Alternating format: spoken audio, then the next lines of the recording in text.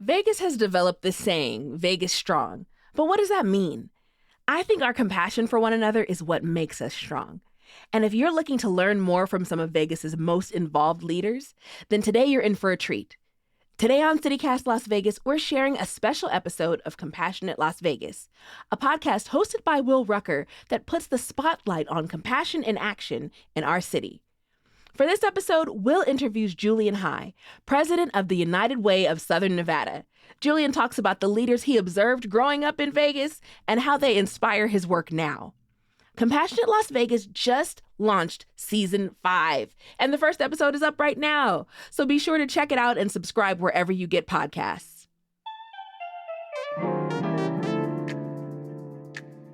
It's Saturday, August 19th. I'm Vogue Robinson, and here's what Las Vegas is talking about.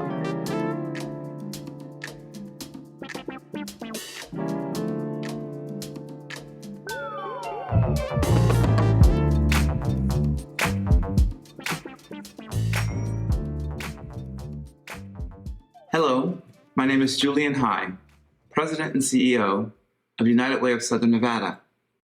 It is my great honor to be here with Will Rucker, the host of Compassion Las Vegas, the podcast.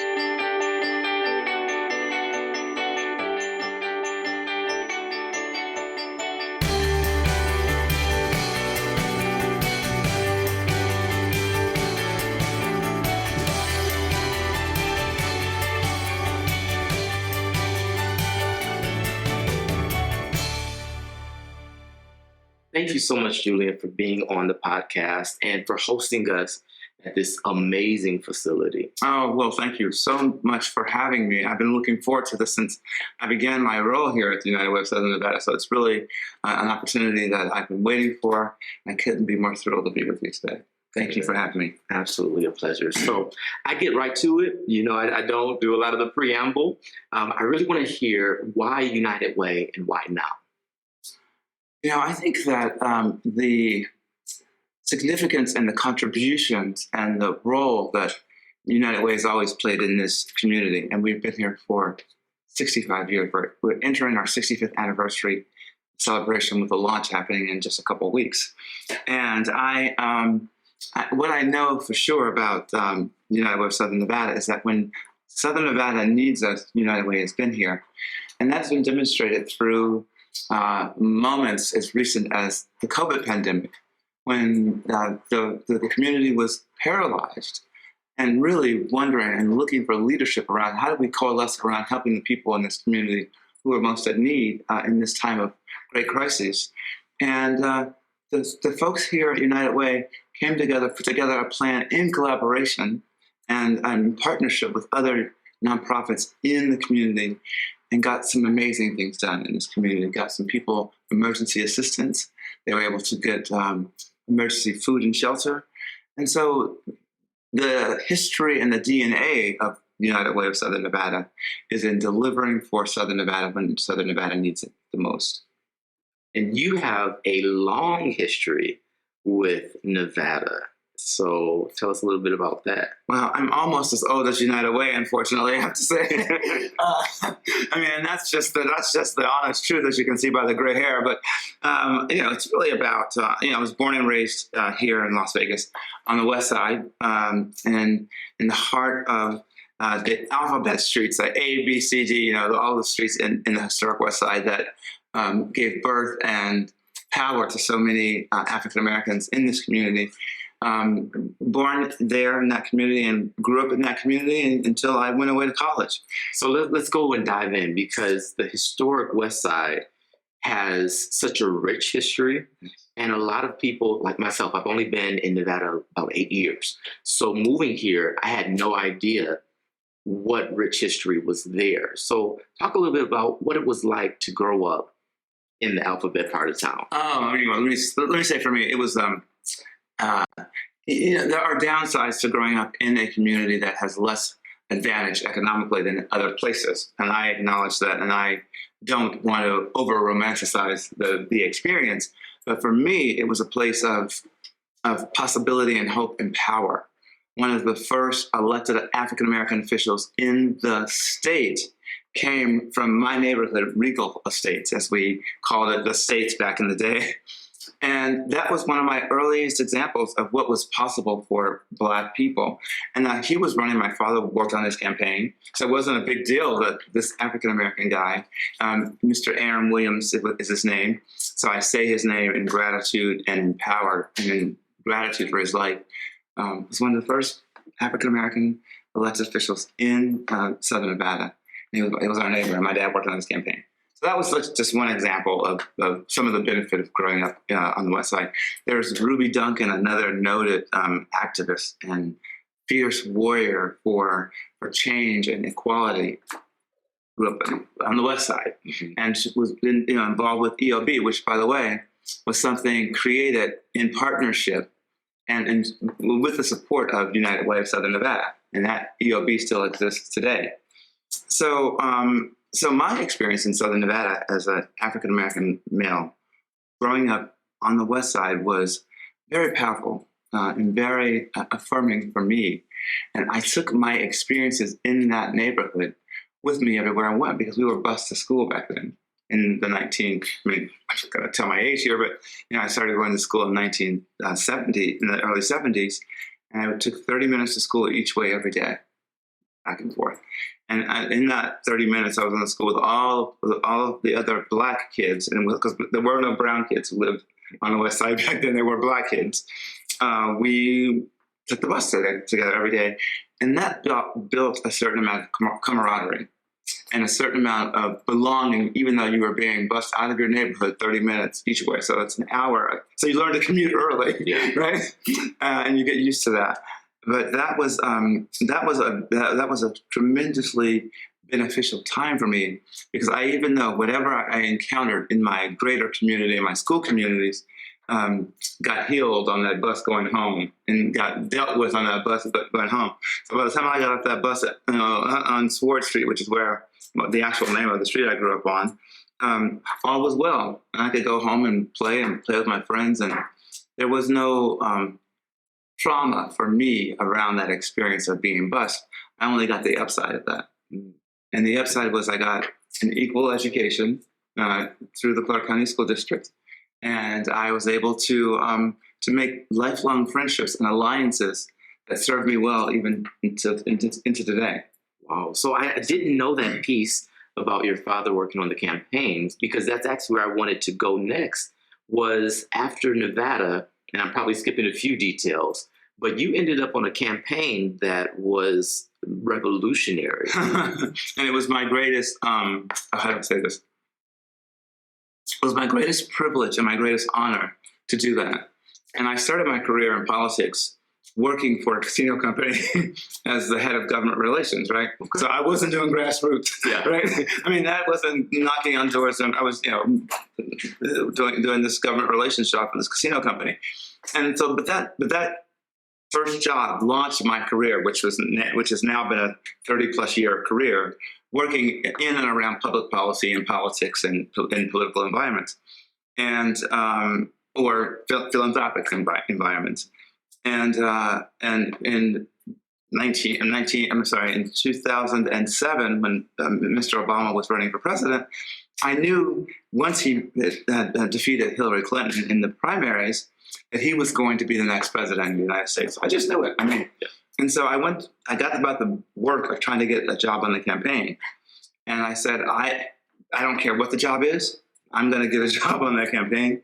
And I was able, through friends who were not Democrats, actually, through some of my Republican friends who have been supporters while I was in my corporate phase of my career, got me the job, helped me get the job on the Obama campaign as a field organizer, which is the lowest paid job that you can have in a political campaign. But in that campaign, it was central to victory, because Mr. Obama had already strategized that he was going to win this war on the ground with the number of knocks on doors. And I wanted to have that experience because I thought it's a revolutionary way for people to think about winning an election. And I've never done that before, so this will be a teaching moment. Almost killed me. I mean, the days were long and the work was brutal, and you got to walk in the summer and you're knocking on doors and you're sweating and you're getting sick because it's too hot outside. and I would do it all over again. I mean, it was the most amazing experience I have maybe ever had in terms of personal self mirroring and reflection and sense of empowerment in winning when Mr. Obama won that campaign. Because I know in that victory, there was a victory for all people of any other category in this country, supported by the majority of the people in America. So that was a powerful moment. And it reconnected me to that sense of power that, oddly enough, I had when I was a kid, growing up in North Las Vegas, on the alphabet streets, as we say. Yeah. Right? Wow. So it's just an incredible experience for me, and I'm forever grateful that I was able to do it. So you've been working hard to unite people for a long time, because really the way I viewed that election and that campaign was really about bringing people together. Yes. And those who wouldn't ordinarily necessarily walk together did, Yes. in order to move that mission forward. And I love the message. Yes, we can. Yes. And Yes, we can. That's actually something that was in my email signature for a while. And that's my core belief is yes, we can. Mhm. And it doesn't matter what the can is. Like, we can if we simply try. Yes. And I use the cliche, where there's a will, there's a way. Oh, my grandmother loved that one. But I really mean that, and not just because my name is Will, but I think that we have proven time and time again that if we put our minds to it, we can do it. There's nothing can't do. Nothing that is out of our reach. Not only as Americans, but as a human race, right? Not only as Black, fully formed, fully powerful in my gayness, can I? But in my tenderness with my husband, can I? And all these other areas of our lives, we can do whatever we need to do or want to do. Isn't that the beautiful thing about where we find ourselves at this time and this time and place in the universe, right? It is. And the fact that what you just said can be broadcast and people will be receptive is such a proof point that change is possible. Mm-hmm. Because 30 years ago, we couldn't have done that. Right. 20 years ago, we couldn't have done that. And about 10 years ago, you couldn't have said husband because it wasn't legal yet. Right. So, that's just, to me, an encouragement and a point of hope that even more can be done. Yes. So that brings me back to why United Way is so important, because you all received a wonderful endowment and you're putting it to work, but you're not doing it from a programmatic perspective. You're doing it through collaboration. Talk a little bit about the importance of working together. Well, I think you're alluding to, in fact, I know you must be alluding to the incredible gift that we received from Mackenzie Scott. That's right. And which let me just say that Mackenzie Scott, in her generosity, has been extraordinary around the world. In fact, I would argue, and certainly in this country, and certainly in this community where so many people have received money. So our $10 million gift that we received from her, she picked us because she believed that United Way would be effective in its execution of using the funds. I mean, and nobody has heard her say that directly, but if you look at the examples of her giving around the country, she gave to 26 United Ways around the country in that initial grant-making first round, and we are completely grateful. And we have not created an endowment with those funds. We have deployed some of those funds out into the community so that we could increase the number of partnerships that we had and support the kind of work on the ground through a diverse group of new nonprofit partners that we had previously not been actively funding. So we went from 7 funded partner agencies to 44, all in 1 year. And that shows the commitment and the talent of the team under the roof in this building, and nothing to do with me. I wasn't here. So all I can do is be grateful in the moment of thanking Mackenzie Scott.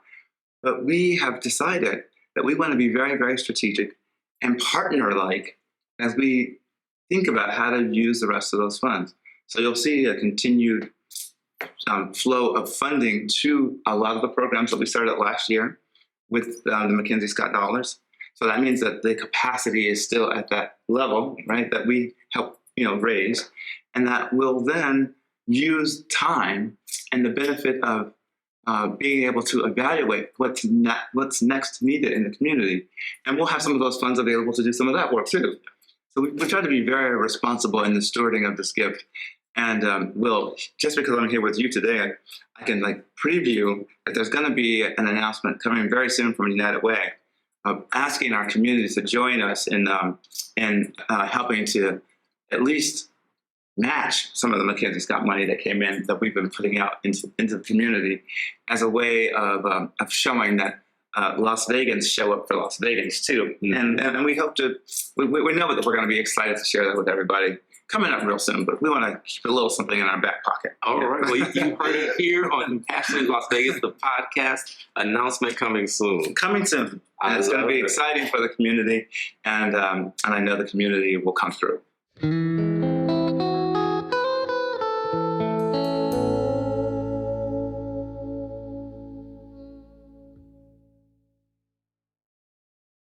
So what guides your partnerships? What are the principles you use to decide who you fund, who you collaborate with? Well, it's not a very mysterious process. I mean, in terms of, you can go on our website if you want to apply for some funding. There's grant applications. We do go through I think there's a 1 year, and I'm going to get in trouble here, but there's a 1 year, once a year we're soliciting applications. This is for the community impact grants. And then people apply, and we have a group of individuals from the community who then review those grants and those grant proposals. And then that group of people, outside of any board leadership directive, that is a community-based impact committee review process that happens.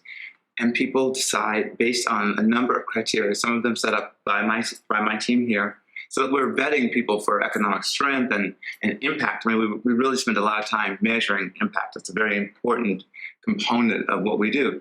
So people, even if they haven't had a history of long-term existence in the community, if they can demonstrate impact to our team, and they have all the other criteria met, then we're interested in funding those grant proposals. So that's sort of the way the process works.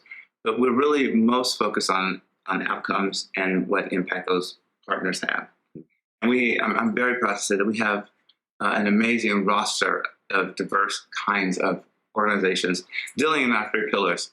Whether it's education, which we're very focused on. We work very hard in that area with a number of community partners, and people don't know this, small businesses, to get early childhood education into the hands of people who need it the most, because it's been shown, if you get to kids early, you get them reading and proficient in reading early, then they have a greater success later in life. So that's one of our key pillars that we are very, very proud of. And then the other things are workforce development and then just emergency assistance. And we always have had a role to play in being a sort of last stop gap for the community, and we take that role very seriously.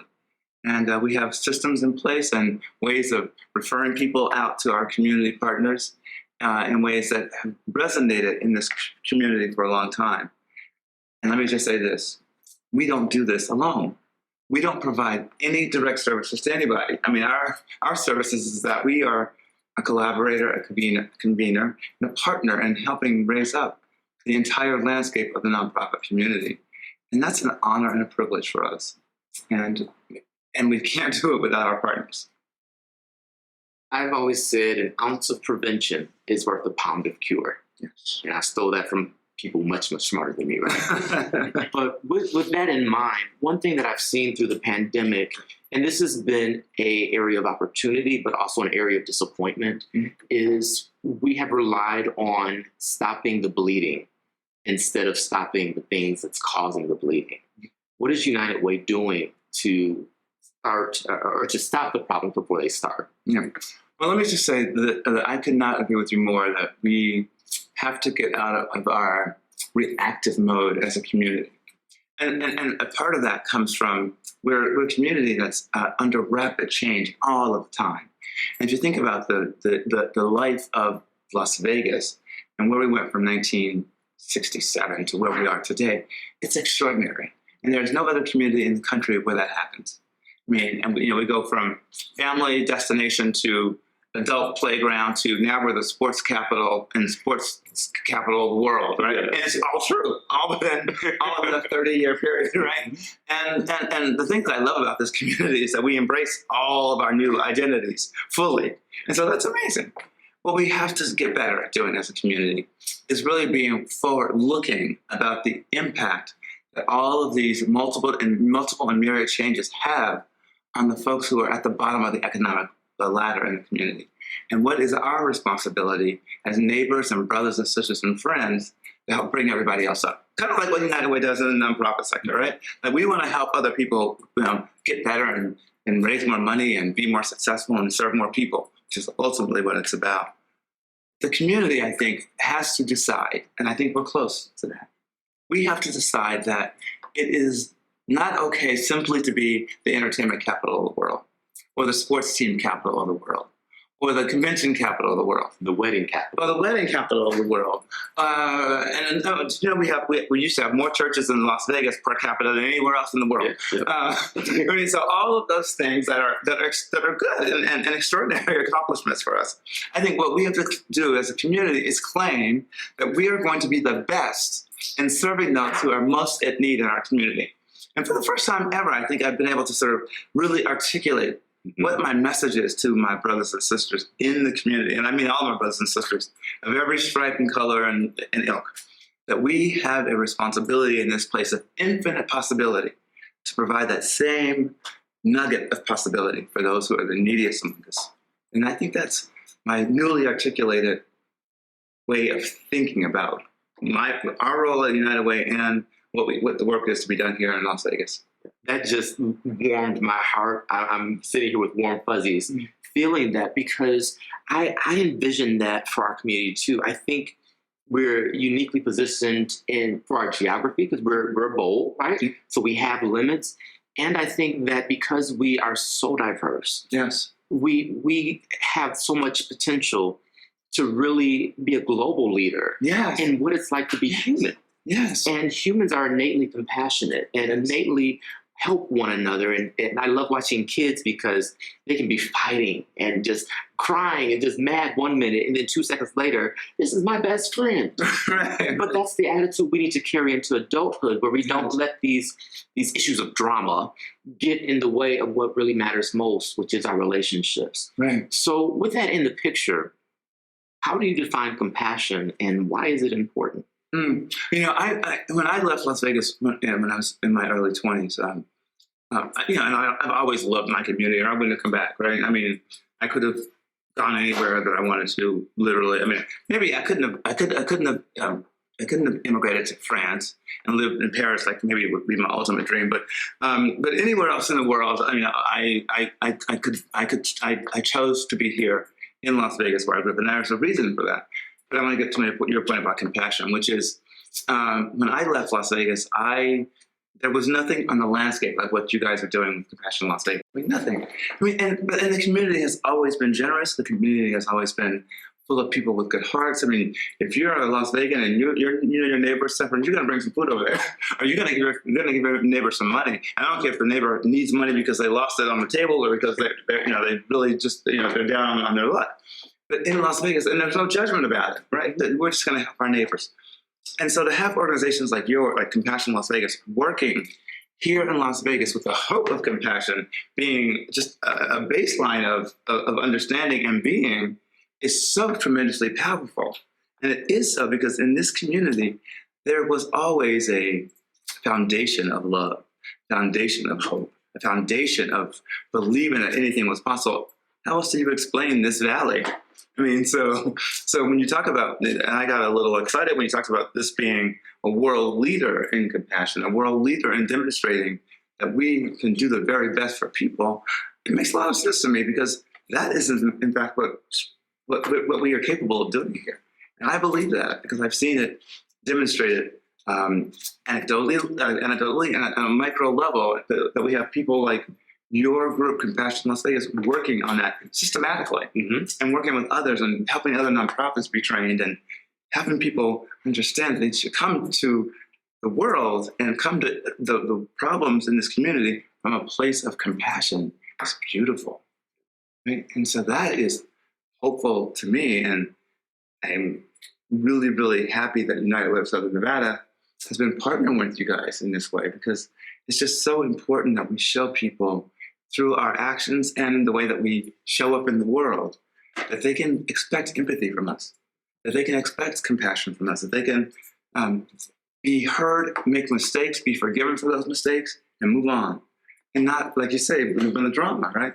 And if you have that as the basis of it, a community, there's nothing we can't solve. You know, we're gonna run out of water. We'll figure it out. You know, whatever it is. Yeah. All of that becomes a better proposition.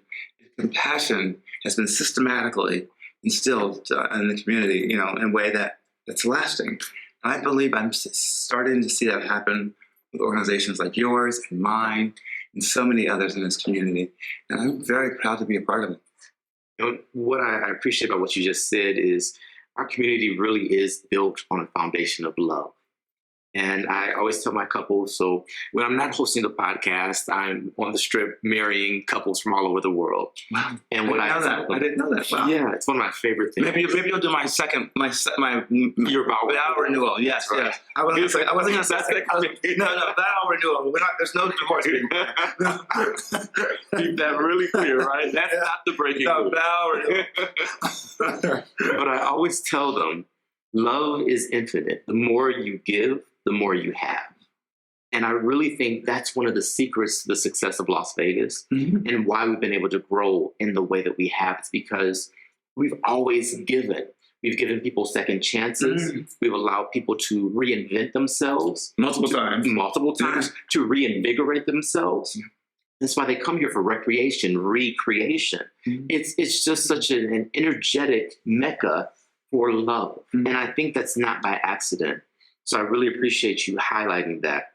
On that other side of empathy and love, there can be overwhelm and stress and a sense of burden. You, I'm sure, get requests that you simply cannot fulfill, that are outside of the scope of what you as an organization actually do. And I'm sure there are probably times you're like, you know what, I'm just going to take care of this myself. And, you know, don't tell anybody, here's, you know, lunch, whatever it may be. But how do you manage being in a helping profession where there's so much need, when when immense wealth is juxtaposed with immense poverty? Right here, you go 1 mile away from the Wynn or something, you know, or another resort, and you have people on the street. You don't have to go a mile. You can go on some of the bridges sometimes and see people that have no roof over their head. How do you navigate that space?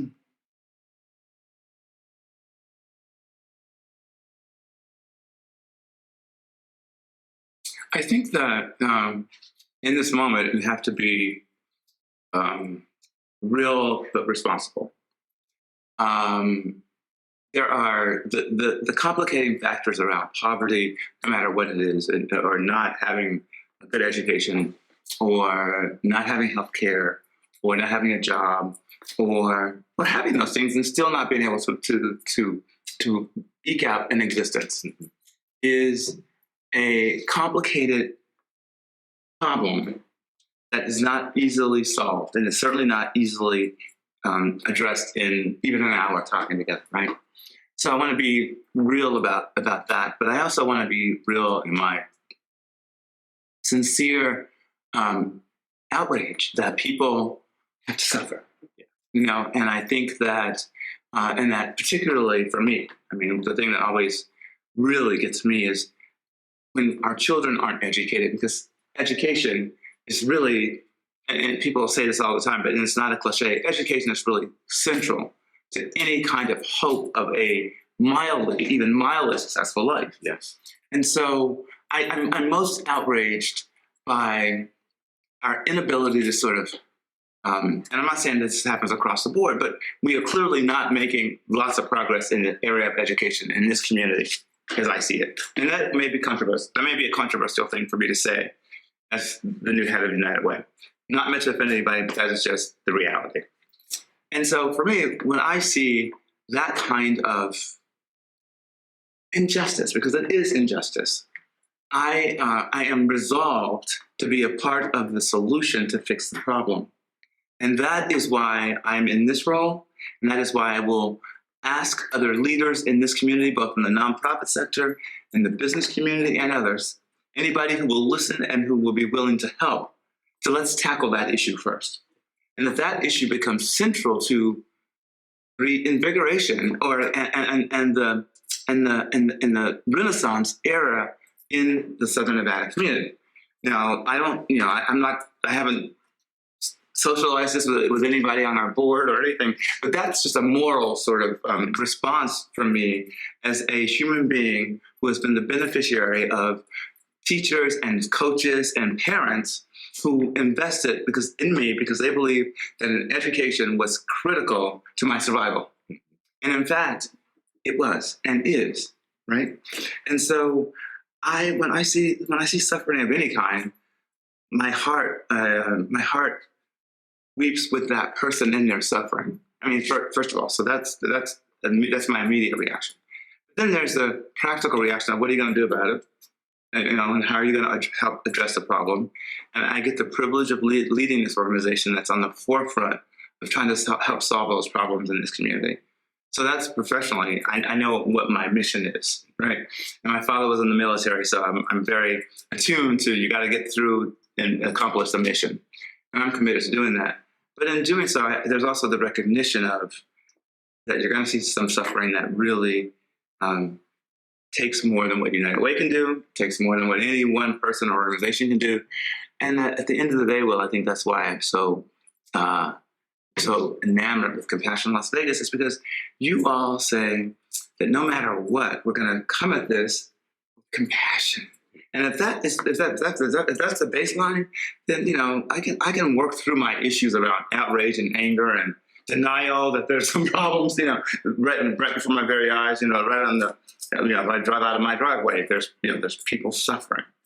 But if you have compassion, you can say, okay, people are suffering. I have to love myself enough to understand that I'm not going to be of any benefit to anybody if I let that suffering destroy me, right? And so you have to lift yourself up and resolve that you're going to help solve the problem. And I think that is another beautiful thing in your messaging. Is that if we have that compassion for ourselves, we're going to have it for others, and it's going to multiply. It's going to infect us all, and we'll all be a better society and world because of it. And then I think that's the promise, what you guys are doing. And in so many ways, it's a promise of what United Way does and has been doing for 65 years.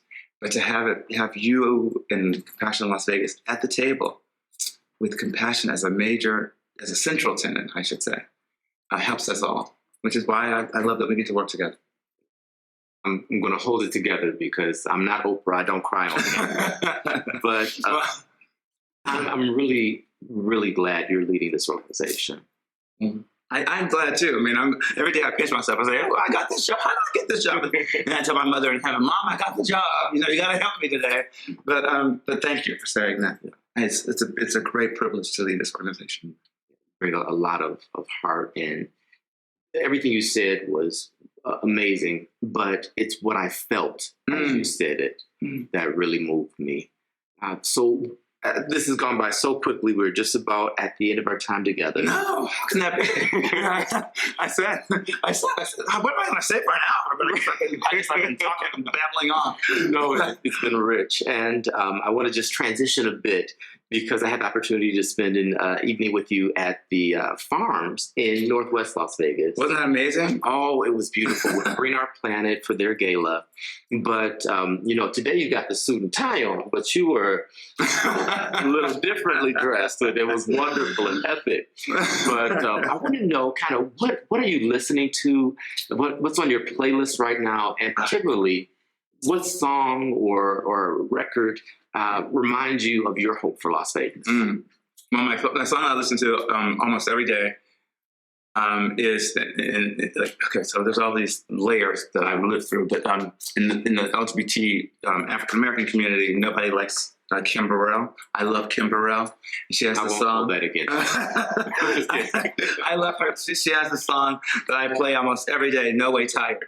And it talks about, how she gets rejuvenated. I mean, the message of the song is, I'm in no way tired because God fills me up every day and is with me all the time. And so I love that song. I listen to it all the time. I'm a gospel fan, but I only listen to typically female gospel singers. All of them been great. So Kimber Rowe is an iconic vocalist. Yes, for those of you who don't know her, I'm not promoting anything because she did not sponsor, but it's worth it. If you listen to her, she's done tributes to individuals like Whitney Houston. That's the level of vocalist that she is. So she's amazing. Amazing voice and amazing messages in terms of connecting me to my Southern Baptist experience, because I didn't have one growing up in Las Vegas, right? And so that's an important thing for me. And then I'm a big jazz fan, lots and lots of jazz. And I like all kinds of straight ahead jazz people, whether they're modern or older, older generations. And one of my favorites these days is the Emmett Cohen Trio. And I'm hoping one day that Emmett and his trio will come to Las Vegas. I've been all around the world chasing and listening to Emmett. We were just in Portugal together this summer for a concert for him. So I love Emmett Cohen. And locally, if you don't know Jonathan Carant, he was a local jazz singer and also a member of the LGBT community and a fabulous performer. Love him. And let me just get my plug in for the Las Vegas music community, which is prolific. Yes. And you can go out and hear live music every day in Las Vegas, which is another beautiful, wonderful thing about living here. Did I answer the question? I think you did. You gave us a lot. I appreciate that. So as we wrap up, I want you to just finish the sentence. So I'll say a word or part of a sentence, and I want you to finish it. Live united means doing your very best every day for your neighbor. Diversity matters because it is. Hope never dies. Love is potential. I am happy and powerful. Well, this has been a true pleasure and a treat. Thank you. Thank you for joining Las Vegas and coming to lead our community through United Way. Thank you for joining the podcast so that folks can get to know about you as a person, but also the work that you're doing. In our last 30 seconds, what would you like our viewers to take away from today? I would like the viewers to go to uwsn.org and help us celebrate our 65th anniversary. We could not be more thrilled to be here in Las Vegas and have been doing the work for all of these years before what happens in Vegas stays in Vegas. Thank you very much, Will. It was a pleasure to be with you today. Absolutely. And thank you for joining us for season 3 of Compassionate Las Vegas, the podcast. What a way to end the season right here at United Way of Southern Nevada.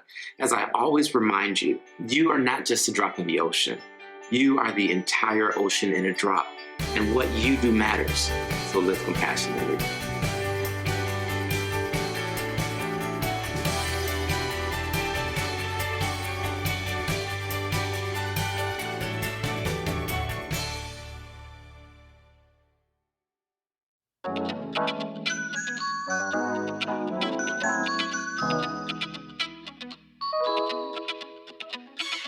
That's all for today here on CityCast Las Vegas. If you enjoyed the show, be sure to subscribe to Compassionate Las Vegas podcast wherever you listen to podcasts. Send them some love and be sure to tell them CityCast Las Vegas sent you. We'll be back Monday morning with more news from around the city. Take care.